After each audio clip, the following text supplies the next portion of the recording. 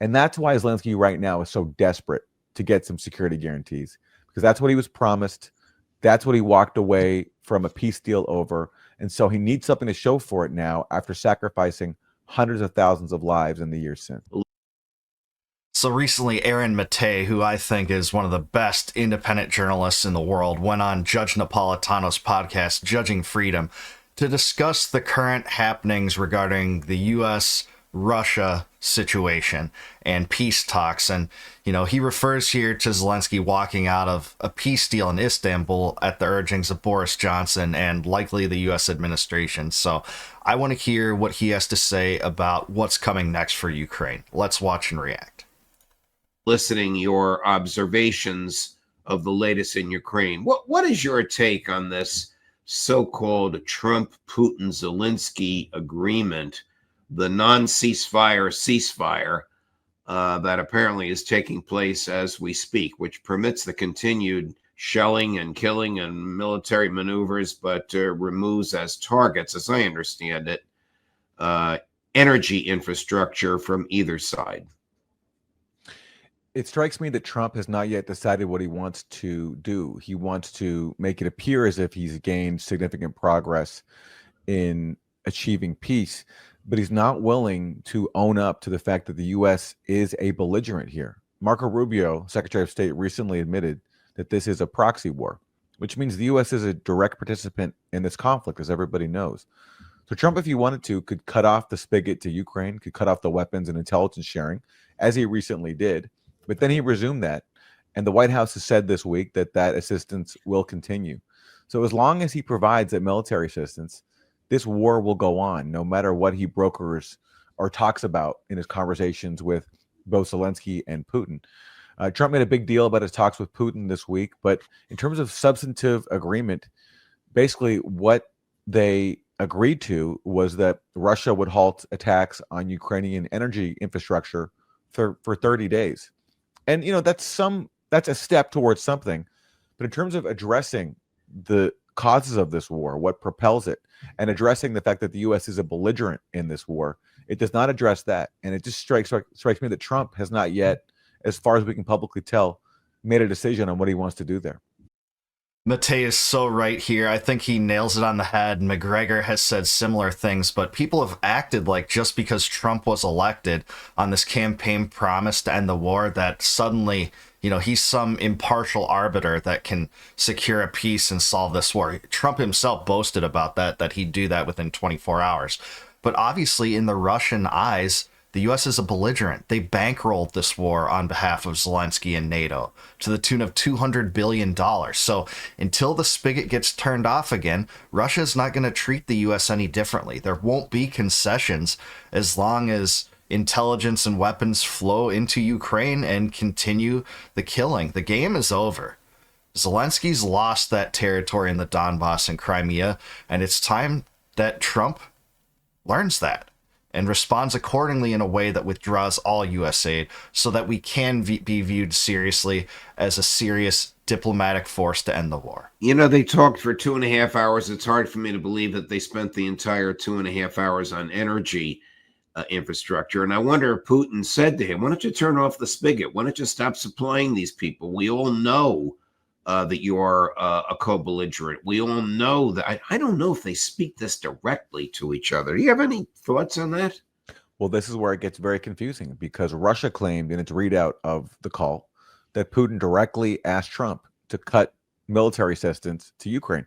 And Trump, when asked about this on Fox News, said the issue wasn't even discussed. So who are we supposed to believe here? Wow.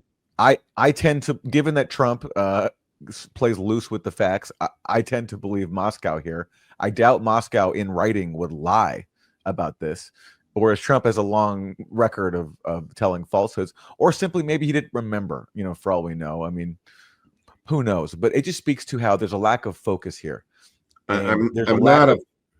If you were Russia, why would you even lie about that? That would be an obvious request for anyone in their shoes, I think, regardless of who you think's culpable for this war. By the way, I think it's NATO and the U.S. military-industrial complex and bipartisan administrations going back to the 90s. Real commitment to addressing the issues that led to this war, which Russia keeps talking about: NATO expansion, using Ukraine as a proxy, the Minsk Accords that were broken by Ukraine, Istanbul Accords that were sabotaged. Is Trump going to actually make a serious decision to address these serious grievances that Russia has, and also addressing the U.S. military infrastructure that's not in Ukraine, but that surrounds Russia, that Russia wants rolled back? I often wonder if Trump even has a handle on all of this stuff. But here's a question put to Caroline Levitt, his spokesperson, about the difference between, and no surprise, the White House readout and the Kremlin readout of their 2.5-hour conversation. Chris, cut number 2. Kremlin readout mentioned that Trump and Putin spoke about potential U.S.-Russia hockey games. And the Kremlin readout also said that Russia wanted the U.S. to stop U.S. intelligence and U.S. funding to Ukraine. The president has said that that conversation did not happen. Just wondering if you can get us any more clarity on that. And also, again, if it's energy infrastructure or if it's energy and infrastructure, because I think there is a big difference between that. Again, as for the readouts of the call, I would defer you to ours. And when it comes to the topic of hockey, it did come up. However, we're more interested in securing a peace deal than scheduling hockey games right now. Sean. That's the right thing to say, but it's kind of comical that kind of got headlines. Hockey game aligned upon between U.S. and Russia. But yeah, we'll have to see from this. It's not much of a concession to just agree not to attack energy infrastructure when the killing is going to continue regardless. All right. She doesn't want to talk about what President Putin asked. It's almost inconceivable if Donald Trump is asking for a ceasefire, whether it's a full ceasefire or a limited ceasefire, that Vladimir Putin did not say in response, why don't you turn off the spigot, Donald? Almost inconceivable to me, and I suspect you probably agree. Yeah, and again, Kremlin says that they asked for that, and I just don't think they would lie about that. So I think why would you? That's the most obvious thing to ask of a candidate in the U.S. that won his election on ending U.S. involvement in Ukraine to do. That's so obvious. That's square one. It's not even Machiavellian. That's an obvious thing that Russia would ask. Is the Trump administration trying to avoid having to answer the key question? Are they going to actually own up to the fact that the U.S. is a belligerent in this war against Russia and put an end to it? And if they're not, then this war continues. Here's a clip which you sent us a little while ago of the man who has more blood on his hands over this war than anybody else, who personally talked President Zelensky out of signing the peace agreement that Zelensky and his agents had negotiated with President Putin and his agents, now praising his former puppet, President Zelensky. You'll know who this is. Cut number 16. You got to remember that Volodymyr Zelensky is not he's not an unreasonable guy. He got elected really as a peacenik. He was out that, 2019, he tried to do a deal with Putin. As far as I can remember, his basic problem was that the, Ukrainian nationalists couldn't accept the compromise. And you can see why not.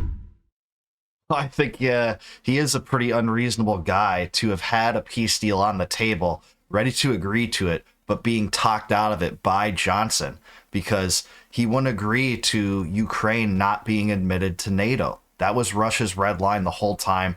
They've been saying it for years and years. It was in that memo that was released by Julian Assange and WikiLeaks, authored by William Burns, the Niet means Niet memo.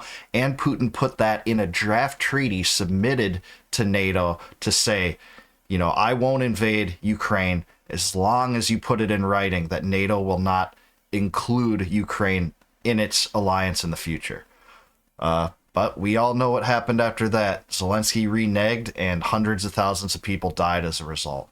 Basic problem was that he listened to you, Boris.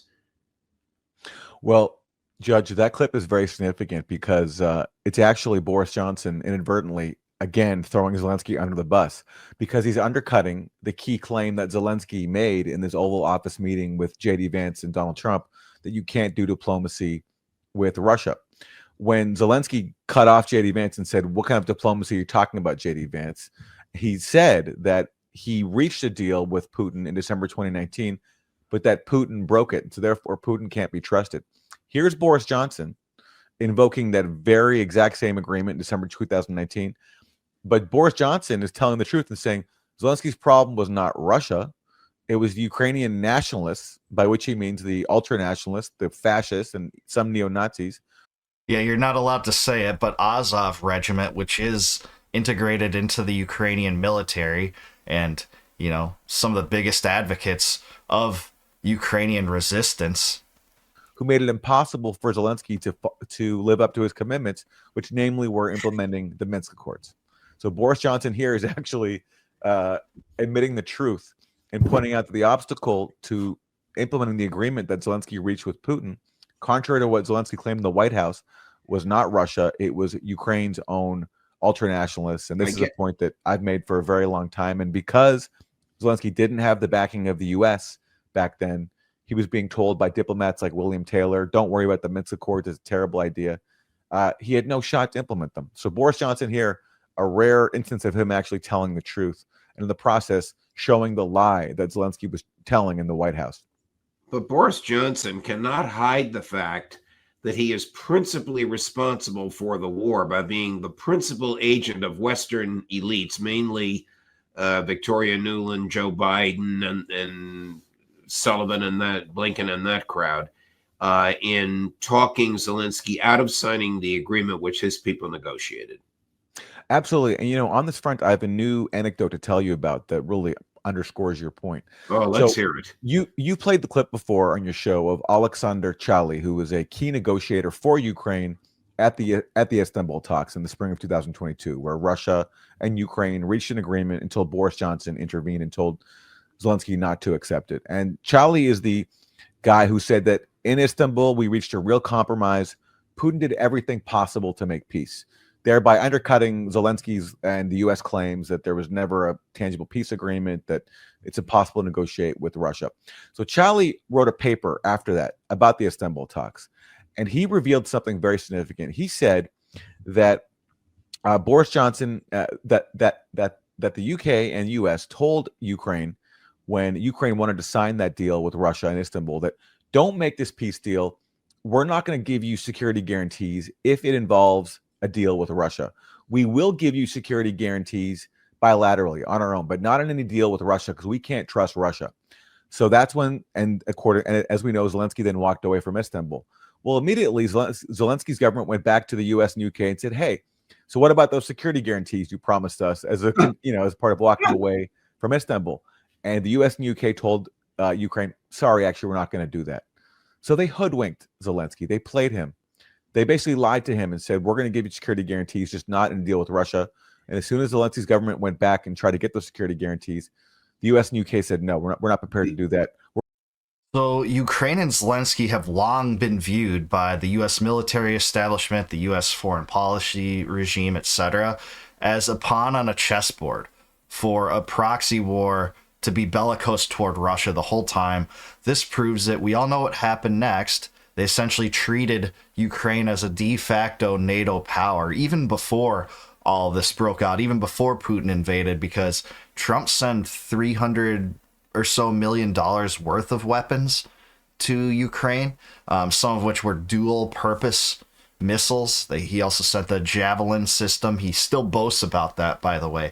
So Ukraine has always just been a player to use against the Russians. It's never been about care for the Russian people or their resistance against Russia. It's about rattling sabers with Russia. It always has been, and Boris Johnson played a huge role in that. We're prepared to arm you to the teeth, basically. That's what they said. Do you think that Boris Johnson is correct? Or do I understand you to say that Boris Johnson is correct in that if Zelensky had agreed or today agrees to a ceasefire, the right wing in his government and in his society would assassinate him?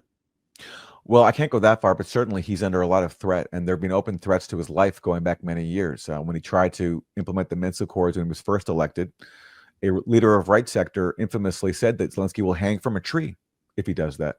And that's continued over the years. And I'm sure that's on Zelensky's mind whenever Yeah. the prospect of negotiations comes up. But it just underscores that the US and UK played Zelensky and they duped him.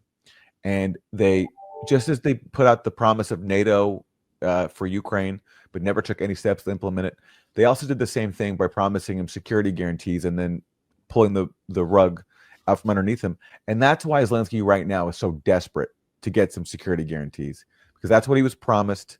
That's what he walked away from a peace deal over.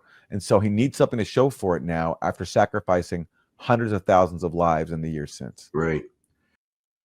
I think Aaron Maté just knocks it out of the park here. It's so clear that Zelensky fears the ultra-nationalist right-wing factions within Ukraine more than actually he fears Russia, because Russia's actually been on the table offering a deal with him at Istanbul. He walked away from that, obviously, but he knows that there's a way to end this war diplomatically, especially with Trump now in office.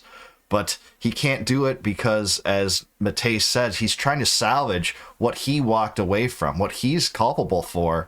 Partially him and partially, the Western oligarchs that goaded him into this whole catastrophe, Boris Johnson and the Biden administration being among them. So we'll have to see what happens here. I just really think that the only way to secure a peace, if that's your goal, to secure a peace, the U.S. has to withdraw all aid. But that's not my endgame. My endgame is just to withdraw all aid.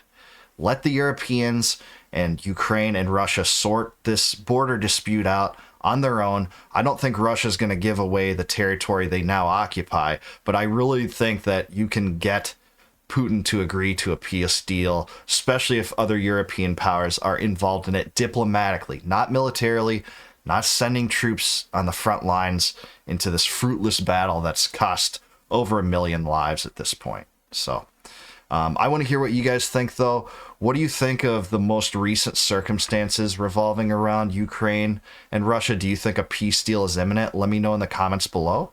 And until next time, no more war, no more debt, no more inflation, and no more empire. Peace out, guys. I'll see you in the next one.